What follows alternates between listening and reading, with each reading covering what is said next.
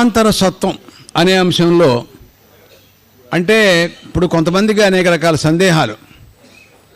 మనం ఇప్పుడు ఏదో ఉంటున్నాం, తర్వాత జీవుడు వెళ్ళిపోయిన తర్వాత మళ్ళీ తిరిగి జన్మ వస్తుందా రాదా అనేటటువంటి విషయాన్ని గురించినటువంటి విషయాలు కూడా మనం ఆలోచిస్తూనే ఉంటున్నాం.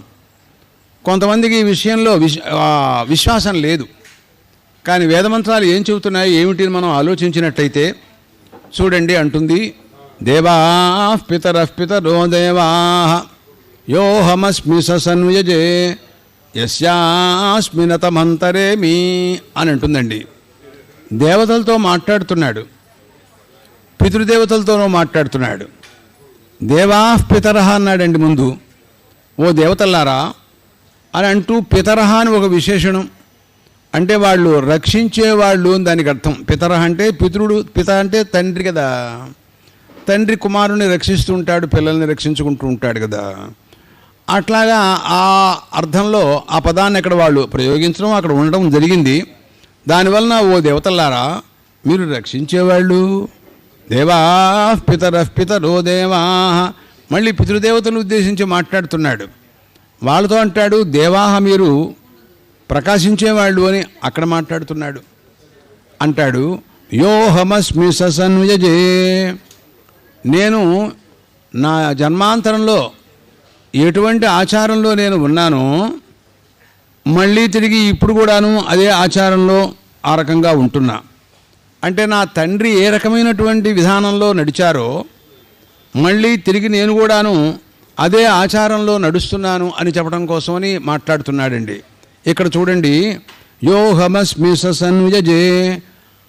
ప్రాచీన పద్ధతిలో మా నాన్నగారు మా తాతగారు వాళ్ళందరూ ఏ రకంగా వ్యవహరించారో అదే ప్రకారంగా ఇప్పుడు కూడా నేను యాగం చేస్తున్నాను. పంచమహాయజ్ఞాలు అనుకోండి, ఇంకా ఏవైనాను అన్నిటిని కూడాను అనుష్ఠిస్తున్నాను అన్నాడు. యస్యాస్మినతమంతరేమి, నేనెన్నడూ కూడాను ప్రాచీన ధర్మాన్ని అతిక్రమించలేదు. మా తండ్రి గారు చేసినటువంటి మార్గాన్ని నేను విడిచిపెట్టి ప్రపంచంలో కొంతమంది ఏదో పూర్వకాలంలో కొన్ని జరిగినాయి, ఇప్పుడు అవన్నీ ఎక్కడ కుదురుతుందండి, సాధ్యం కాదు అనుకునేవాళ్ళు కొంతమంది ఉన్నారు. కానీ నేను అలా చేయటం లేదు అని అంటున్నాడు. అప్పుడు అంటాడు స్వమ్మ ఇష్టగుస్వందత్తం సోంపూర్తగుస్తగుశ్రాంతం స్వగుంహుతం అని 5 విషయాలు చెప్పాడండి దీంట్లోనూ. అంటే అంటాడు స్వమ్మ ఇష్టం అంటే దేవతల్ని ఉద్దేశించి ఆవిర్భాగాలు ఇవ్వటం అనేటటువంటి 2 రకాలుగా ఉంది. ఒకటి స్మార్త విధానాలలో స్మృతికర్తలు చెప్పిన విధాన ప్రకారంగా స్థాళీపాకాదులు మొదలైనటువంటి అష్టకాశ్రాద్ధాదులు ఇలాంటి వాటి ద్వారా ఇవ్వడం ఒక పద్ధతి. రెండోది శ్రౌత మార్గంలో యజ్ఞయాగాది కర్మానుష్ఠానాల ద్వారా ఆవిర్భాగాలు ఇవ్వటం మరొక మార్గం. ఈ 2 కూడాను నేను చేస్తూనే ఉన్నాను. మా ప్రాచీనులందరూ అనుష్ఠించారు, నేను ఇప్పుడు అవి చేస్తూనే ఉన్నాను. స్వమ్మ ఇష్టగుస్వందత్తం, అది నాకు స్వంభవతు అంటున్నాడు. అంటే పరలోకంలోకి వెళ్ళిన తర్వాత అది నాకు సిద్ధించుగాక, అది నాకు స్వీయమవుగాక, నా సొమ్ముగా నాకు అది మళ్ళీ లభించుగాక, నాకు భోగాలు సుఖాలని అన్నిటినీ అవి కలగజేయుగాక అని ప్రార్థించుకుంటున్నాడు. అంటే దీంట్లో ఏం కనపడుతోంది అంటే ఇతను ఇక్కడ ఈ రకంగా దాన ధర్మాలు చేస్తున్నాడు, హోమాలు చేస్తున్నాడు. ఇప్పుడు మనకు ఒక చిన్న చిక్కేమిటి అంటే కొంతమంది మనం యజ్ఞయాగాది కర్మానుష్ఠానాలు చేస్తున్నాం అనుకోండి, మనం అగ్నిలో హోమం చేస్తున్నాం, ఇది అనవసరంగా లేనిపోయింది, ఉన్నటువంటి వస్తువులన్నీ తీసుకెళ్ళి నిప్పులో పోస్తున్నారు వీళ్ళు అని కొంతమందికి అవిశ్వాసం. కానీ వేదాలలా చెప్పటం లేదు. వీళ్ళు చేసినటువంటిది నాకు అపూర్వ రూపంగా నా మనసులో ఉండిపోయి ఇప్పుడు అంటే ఇప్పుడు ప్రస్తుతం నీకు కనపడటం లేదు, వేసినటువంటిది హూతమవుతున్నమాట సత్యం, కానీ అది అపూర్వ రూపాన్ని చెందుతుంది అని శాస్త్రముల యొక్క మర్యాద. దాన్నే పుణ్యం అంటారు కొంతమంది, అపూర్వం అని మీమాంసకులు అంటారు, వేదాంతులు పుణ్యం అంటారు. అట్లా ఒక్కొక్కళ్ళు ఒక్కొక్క రకమైనటువంటి పేరు పెడతారు. అది ఏం చేస్తుంది అంటే తర్వాత మళ్ళీ నాతో పాటు ప్రయాణం చేసి కొన్ని లింగ శరీరం అని ఇక్కడి నుంచి ప్రయాణం చేస్తుంది మళ్ళీ ఇంకో లోకంలోకి. ఈ భౌతిక శరీరం విడిచిపెట్టేస్తాం, ఇది ఎట్లాగో శ్మశానానికి వెళ్ళిపోయేదే. కానీ దీంట్లో చేసినటువంటి జ్ఞానేంద్రియ పంచకం, కర్మేంద్రియ పంచకం, ప్రాణాదిక పంచకం, మనోబుద్ధులు, ఇవన్నీ ఆ మనస్సులో ఈ సంస్కారాలు ఇవన్నీ కూడా పుణ్యాలు ఇవన్నీ దీంట్లో ఉంటాయన్నమాట. దీంతో వాడు ప్రయాణం చేస్తాడు. చేసిన తర్వాత అక్కడికి వెళ్ళిన తర్వాత వాడికి అవి మళ్ళీ సిద్ధమవుగాక, నేను అనుభవయోగ్యంగా ఉండుగాక, నా పదార్థాలు నాకు అక్కడ దొరుకుగాక అని అనుకుంటున్నాడు అనమాట. సొమ్మ ఇష్ట గుస్వందత్తం. అలాగే దానం చేస్తున్నాడు. ఈ దానం చేసిన తర్వాత దానివలన వచ్చేటటువంటి పుణ్యం ఉందే, స్వర్గాది లోకాల్లోకి వెళ్ళిన తర్వాత అవన్నీ నాకు ఎంతో గొప్పగా దానం పరిపూర్ణంగా నాకు అవన్నీ నా పదార్థాలన్నీ కూడా నాకు సొంతవిగా నాకు భోగానికి సాధనాలు ఇవ్వుగాక అని అంటాడు.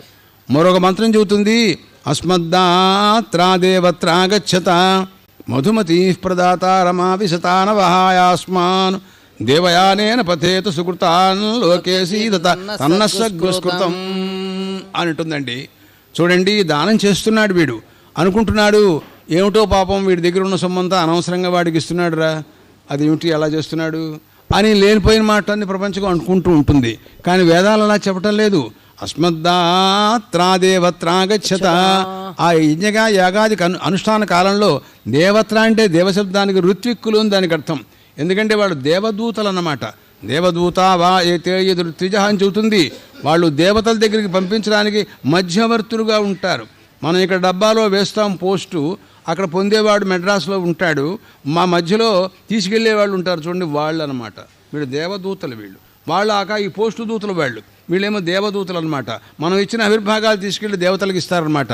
అందుకోసం వాళ్ళకి మనం ఇస్తున్నాం అనమాట. అస్మద్దాత్రాదేవత్రాగచ్చత.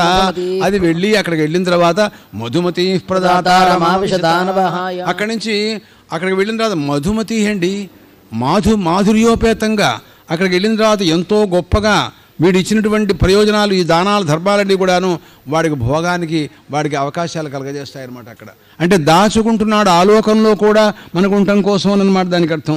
మనం చూడండి, ప్రయాణం చేసినప్పుడు మళ్ళీ తిరిగి వచ్చేదాకా మనకి ఎక్కడ మనం దిగుతామో అక్కడల్లా మనకి భోజన సౌకర్యాలన్నీ కూడా ఇప్పుడే మనం ఇక్కడి నుంచే 2 మాసాలు 3 మాసాలు ముందుగా కల్పించుకుని అక్కడి నుంచి వాళ్ళందరినీ అక్కడ పెట్టి అక్కడి నుంచి వస్తున్నామని చెప్పుకుంటూ ఫోన్లు చేసుకుంటూ నానా తిప్పలు పడుతున్నాం కదా ఎంత మనం. అట్లా లోకాంతరానికి వెళ్ళినప్పుడు కూడా సంగతి మనం మాట్లాడుతున్నాం ఇప్పుడు. ఇది ఈ లోకంలో విషయం కాదు, లోకాంతర విషయం అనమాట. అది మనకి ఎవరికి తెలియదు అసలు. అది వేదాలు చెప్పవలసిందే కానీ మనకందరికీ తెలిసేది కాదు కదా. అస్మద్దాత్రాదేవత్రాగచ్చత మధుమతి ప్రదాత అనవహాయాస్మాన్. మమ్మల్ని విడనాడకుండా మాతో పాటు రావాలి అంటే నువ్వు వెళ్ళిపో, అక్కడ కనపడతాడులే మనిషి అని మనం పంపించామనుకోండి, వాడు వెళ్ళేటప్పుడు కల్లా వాడు ఇప్పుడే వెళ్ళిపోయినాడు అంటాడు వాడు. అక్కడికి వెళ్ళిందా ఏం చేయాలో తెలియదు మనకు అసలు. అట్లా కాదు, నాతో పాటు నువ్వు రావాలి. అలాగా ఇచ్చినటువంటి దానం వీడితో పాటు అనుసరిస్తూ ఉంటుందన్నమాట. అదే బృహదారణ్యకము మాట్లాడుతూ ఉంటుంది, తమ విద్యాకర్మణి సమన్వారభేతే పూర్వప్రజ్ఞాచ అని అంటుంది. చేసిన పుణ్యం అవన్నీ కూడా మనతో అనుసరించి ఆ లోకానికి రావాలన్నమాట దానికి అర్థం. అస్మద్దాత్రాదేవత్రాగచ్చత మధుమతి ప్రదాత రమావిశతానవహాయాస్మాన్ దేవయానేన పథా సుగ్వథేత సుకృతాన్ లోకేసీదృతం. ఈ పుణ్యం చేయటం వలన నేను సగ్గుస్కృతం అన్నాడండి. నాకు దేవలోకంలో ఈ స్థానం నిర్ణీతమయ్యింది, నా సీటు ఇది, నేను ఇక్కడ కూర్చుంటా. దేవతాలోకంలో నాకు ఈ భాగం ఇచ్చారు. ఇక్కడ కర్మానుష్ఠాన కాలంలోనే వాడికి అటువంటి ఏర్పాటంతా రాసి ఇచ్చేశారనమాట దానికి అర్థం. ఏం సందేహం బెంగపెట్టుకోక్కర్లేదు. అక్కడ దాకా ఈ పుణ్యం ఉందే, ఇది నా వెనకాల వస్తూ నన్ను అనుసరించి దాని మార్గంలో నేను పెడతా, నాతో రావాలి అదనమాట దానికి అర్థం అని ఆ మంత్రంలో మనకు కనపడుతోంది. ఇక్కడ అంటుంది సొమ్మ ఇష్ట గుస్వందత్తం. నేను ఇచ్చినటువంటి దత్తం ఏదైతే ఉందో దానమంతా కూడా స్వంభవతు, నాకు ఆ లోకంలో భోగానికి సమర్పమవుగాక. స్వమ్మ ఇష్టగుస్వం దత్తం సంపూర్తం సగ్గుశ్రాంతం సగుంహుతం అనే 5 విషయాలు మాట్లాడిందన్నమాట దానికి అర్థం. అంటుంది మొట్టమొదట్లో ఇష్టం, మళ్ళీ పూర్తం అని 2 మాటలు మాట్లాడింది. అంటే స్మార్తరీత్యా స్మృతికర్తలు చెప్పినటువంటి పుణ్యాలు చేయటం, లేక శృతి విహితమైనటువంటి కర్మానుష్ఠానాలు చేయటం 2 రకాలుగా ఉంటూ ఉంటాయన్నమాట దానికి అర్థం అన్నమాట. ఇవన్నీ కూడాను ఏవేవి మనం అనుష్ఠిస్తున్నామో ఆ అనుష్ఠానం అంటే దేవతలను ఉద్దేశించి మనం ఆవిర్భాగాలు ఆ అగ్నిలో మనం హోమాలు చేయటం ఇవన్నీ కూడా అన్నమాట దానికి అర్థం.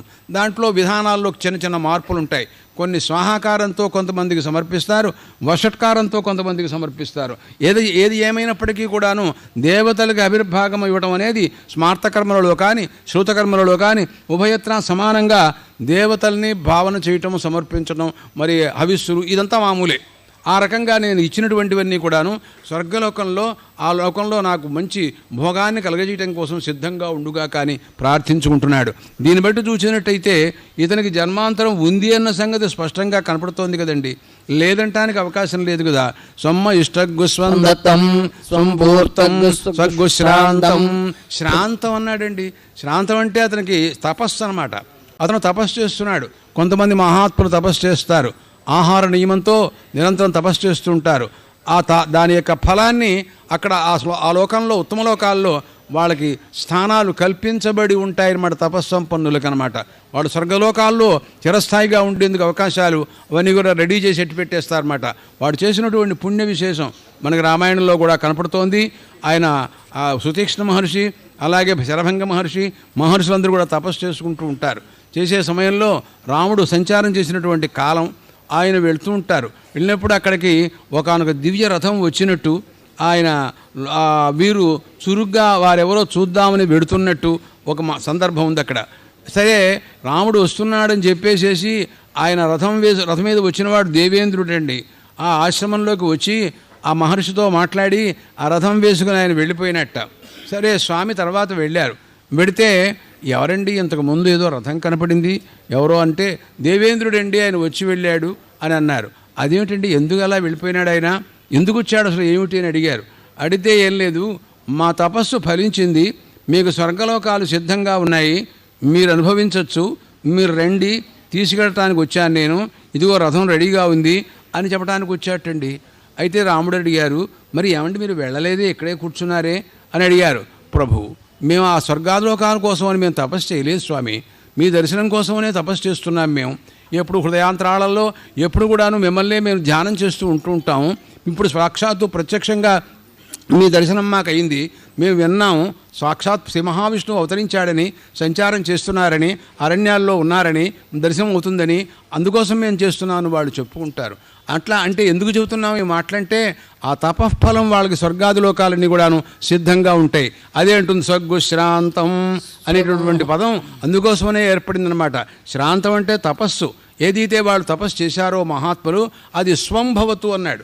ఆ లోకంలోకి వెళ్ళిన తర్వాత అది నాకు స్వంతమైపోగాక, నాకు భోగాలుగా అదంతా కూడా రెడీగా ఉండుగాక అని కోరుకుంటున్నాడు ఈ మంత్రంలో. స్వమ్మ ఇష్టగుస్వందత్తం సగుం సంపూర్తం సగుశ్రాంతం సగుహుతం. హోమం చేశాడండి. ఆ హోమాల ప్రభావం స్వర్గాది లోకాలన్నీ కూడా అవుతున్న స్వాధీనంలో ఉండే అవకాశాలు ఉన్నాయి. అటువంటివన్నీ కూడాను నాకు మమ భోగాయ భవతు, నాకు సుఖాన్ని కలగజేయడం కోసం అవన్నీ కూడా నాకు సిద్ధంగా ఉండుగాక అని ప్రార్థిస్తున్నాడు. పరలోకం ఉందో లేకపోతే ఈ మాటలు మాట్లాడుతుందా? మరి మనం ఏమంటున్నామంటే పరలోకాలు లేవు, అనవసరంగా ఇదన్నీ చేస్తున్నారు అని నాస్తిక మతస్థులు కొంతమంది మన మీద అనవసరంగా మాట్లాడేవాళ్ళు లేకపోలేదు.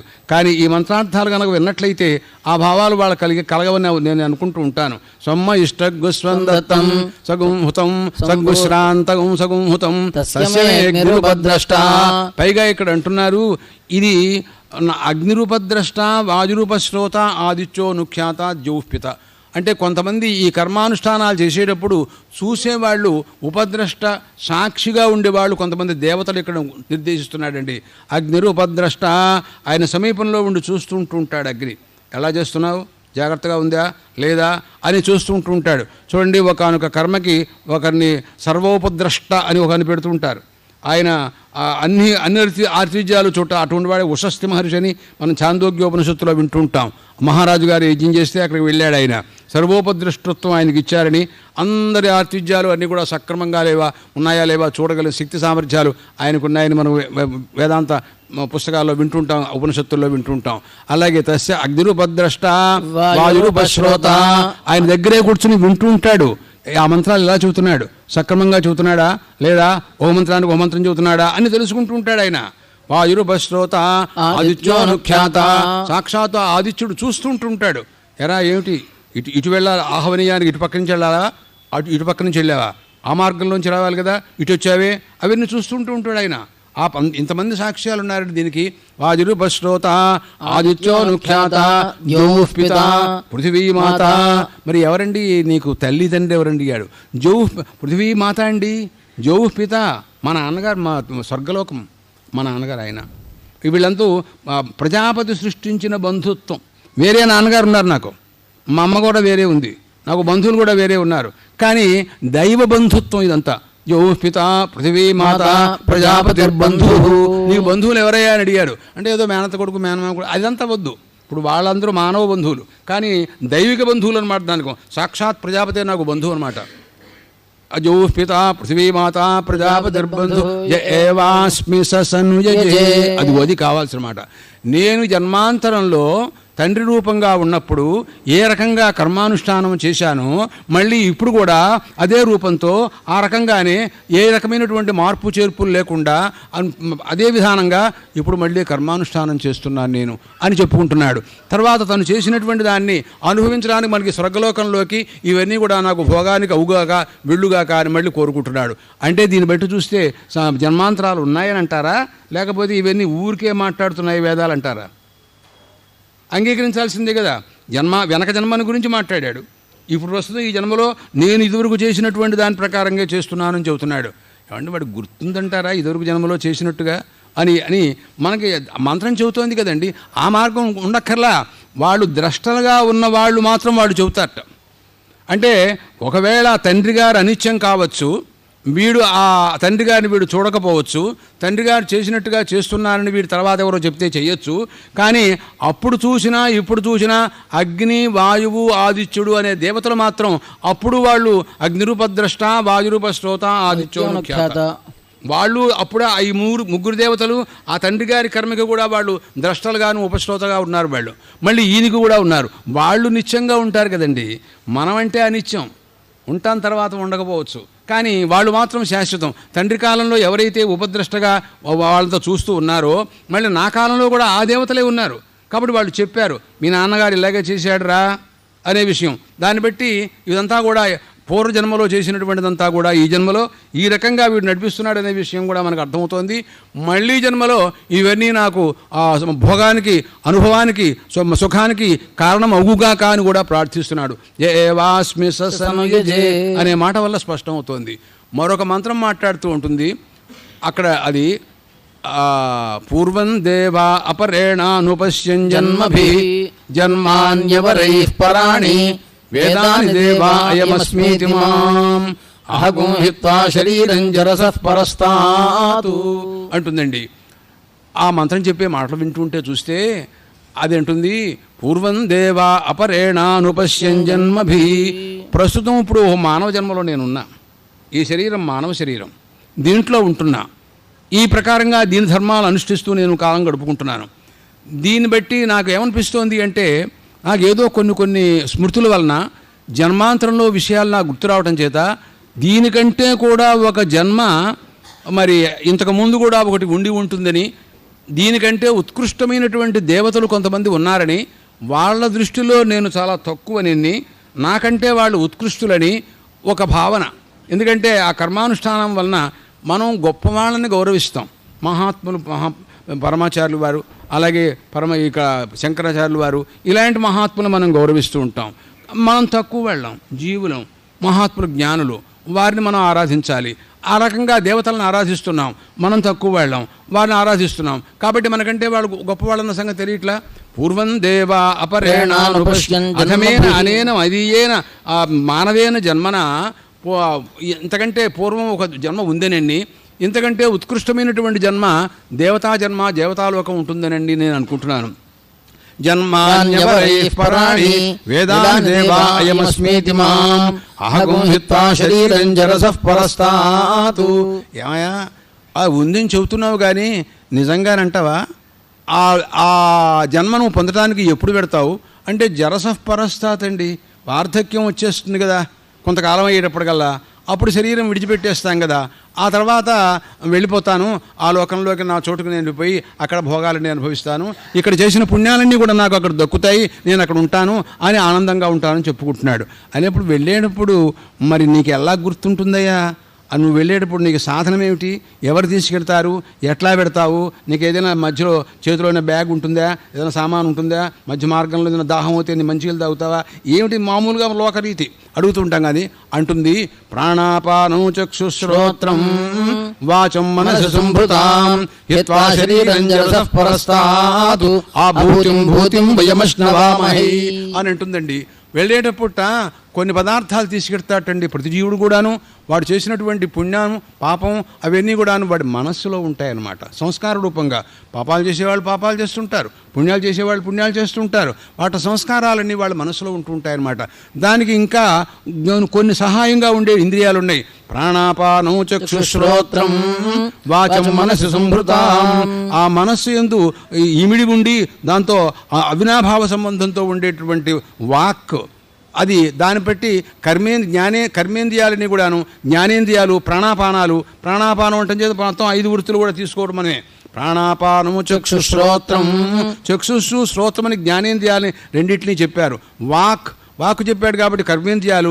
ఇలాగా మొత్తం అన్నీ కూడాను అంటే జ్ఞానేంద్రియాలు 5, కర్మేంద్రియాలు 5, ప్రాణాపానాదులు 5, మనస్సు ఈ 6, 16, బుద్ధి మొత్తం సప్తదశకలింగం అని అంటారు వేదాంత శాస్త్రంలో. ఈ 17 పదార్థాలతో వీడు ప్రయాణం చేస్తాడు ఇక్కడి నుంచి. అంటే ఈ శరీరం విడిచిపెట్టేస్తాడు. మనందరం చూస్తూనే ఉన్నాం. అక్కడి నుంచి ఒక్కొక్క ఆ దేవత అనుగ్రహించేటటువంటి దేవత, ఈ కంటిని అనుగ్రహించే దేవత సూర్యుడు ఇక్కడి నుంచి తప్పుకుంటాడు. వాడు కనపడదు. పక్కన కొడుకొచ్చాడు రా అంటాడు, వాడు చూడలేడు. ఇక వాడు శ్రవణేంద్రియం అలాగే వెళ్ళిపోతుంది, అక్కడి నుంచి వినపడదు. అక్కడి నుంచి అవన్నీ కూడా తప్పుకుంటాయి. ఆయా స్థానంలో ఒక గూడులాగా తయారు చేసుకుంటాయన్నమాట. బృహదారణ్యకం ఇది అవుతుంది. ఏకీభవత్యాహు అంటూ దీని గురించి బ్రహ్మాండమైనటువంటి వర్ణంతా కూడా చేస్తుంది. చివరికి ఇవన్నీ కూడా ఒక చోట చేరతాయన్నమాట. బయలుదేరేవాడు ప్రయాణం చేసేవాడు ఏ రకంగా అక్కడ ఉండేటువంటి కలం, ఇక్కడ ఉండే పుస్తకం, ఇక్కడ ఉండే బట్టలు, ఇక్కడ ఉండే అన్నీ కలిపి ఒక బ్యాగ్లో పెట్టుకుని రెడీ, ఇంకా బండి రావాలి వీడు ఎక్కాలన్నమాట. ఆ రకంగా ఈ శరీరంలో ఉండే ఇంద్రియాలన్నీ కూడాను ఒక గ్రూపుగా తయారైపోయి 17 ఒక చోట చేరుకుంటాయి. అయిపోతుంది. ఇంకా అక్కడి నుంచి బయలుదేరతాడు. ఈ దేహాన్ని విడిచిపెట్టేస్తాడు. పాపం చాలా బాధపడుతూ ఉంటాడు. చాలా కాలంగా ఉండి దీంట్లో చూడండి, చాలా కాలం అభ్యాసం అయిపోయిన ఇంట్లోంచి ఇంకో ఇంట్లోకి మారరా అంటే వాడు చాలా బాధపడుతూ ఉంటాడు. ఎందుకంటే అలవాటైపోయిన చోటు కదండి. అందుకోసమని ఇళ్ళకే అంత బాధపడుతూ ఉంటే దేహమే పోతుంది అంటే ఈ దేహంలోంచి విడిచిపెట్టేసి ఇంకో దేహంలోకి పెడుతున్నాము అంటే ఏడుస్తూ ఉంటాడు. పాపం ఏం చేసినా తప్పదు కదా. అక్కడి నుంచి ఇంకో లోకంలోకి వెళ్ళిపోతాడు. ప్రాణాపానం చక్షుశ్రోత్రం వాచం మనసు సంభృతాం హిత్వా శరీరం జరసః పరస్తాత్ ఆభూతిం భూతిం వయమశ్నవామహే. ఏం పర్వాలేదు, ధైర్యంగా ఉండు. నువ్వు అక్కడికి పెడితే నువ్వు ఇందాక చెప్పుకున్నట్టు సమ్మ ఇష్టగ్ స్వందత్తం అని చెప్పుకున్న ప్రకారంగా నీ భోగాలన్నీ నీ పుణ్యాలన్నీ రెడీ, అక్కడ అన్నీ కూడా రెడీ చేసి పెట్టారు. అక్కడికి వెళ్ళటం వాటిని అనుభవించడమే. అక్కడ మళ్ళీ ఇంకో ఇల్లు రెడీగా ఉంటుంది. ఇవన్నీ తీసుకెళ్ళి ఇంట్లో సర్దేసుకుంటూ ఉంటాం. మళ్ళీ యథా ప్రకారంగా 2 రోజులు అయిపోగల మళ్ళీ మామూలు అయిపోతుంది. ఆ రకంగా మళ్ళీ అక్కడ ఒక నూతనమైనటువంటి దేహం. ఎందుకు ఈ శరీరం కుళ్ళు శరీరం, అంతకంటే దేవ శరీరం, నేను దేవుణ్ణి అయిపోతా తర్వాత ఆ దేవతా శరీరంలో దేవతలతో పాటు సంచరిస్తుంటా, అక్కడ ఉండే భోగాలు అనుభవిస్తూ ఉంటా అని అలాగా ఎన్నో మంత్రాలు ఇలా చూసినట్లయితే అంటే జన్మాంతర సత్వం అనమాట. జన్మాంతరం ఉంది అని అంగీకరించేటటువంటి మంత్రాలు ఎన్నో కనపడుతున్నాయి. కానీ లోకం విరుద్ధంగా తెలుసుకోలేక లేరు అనుకుంటూ శ్రాద్ధాదులు చేయటం అనవసరమని, మీరు దేవతలకు ఆవిర్భాగాలు ఇవ్వటం అనవసరమని, అనవసరంగా నిప్పులో ఆజ్యం పోస్తున్నామని అనేక చోట్ల యుద్ధాలకు ఎదురించి యజ్ఞయాగాల దగ్గర ఉపన్యాసాలు చెప్పిపోయాం మేము. ఏం చేస్తాం? వాళ్ళేమో అనవసరంగా ఈరోజు వాళ్ళు చెప్పిన మాటలు ఏమిటి చెప్పమంటారా? ఈ రోజుల్లో గరిటెడు నెయ్యి తాగడం వేసుకోలేకపోతున్నారు. డబ్బాలు అనవసరంగా నిప్పులో పోస్తున్నారు. ఎవరికైనా ఇస్తే తాగుతారు పాపం, ఎందుకంటే ఇలా చేస్తారని మమ్మల్ని ఆక్షేపిస్తూ ఉంటేవాడు. మరి వాళ్ళందరికీ సమాధానం చెప్పాలి కదా. కాబట్టి ఈ రకంగా జన్మాంతర సత్వాన్ని గురించి అనేక రకాల వర్ణనలన్నీ కనపడుతున్నాయి. కాబట్టి ఈ వైదిక విజ్ఞానాన్ని మనం ఎంతైనా జాగ్రత్తగా పరిశీలించి విశ్వాసాన్ని పొంది మనందరం కూడా సత్కర్మానుష్ఠానాలు చేసి దాని ప్రయోజనాలు పరిపూర్ణంగా పొంది ఉత్తమ స్థితిని పొందటానికి ఇవన్నీ సాధనాలుగా తెలుసుకోవాల్సిందిగా జగద్గురు యొక్క అనుగ్రహం వల్ల ఇవన్నీ కూడా చెప్పడానికి అవకాశం నాకు లభించినందుకు వారికి ఎన్నో సాష్టాంగ నమస్కారాలు చేస్తూ నేను విరమిస్తున్నాను. స్వస్తి.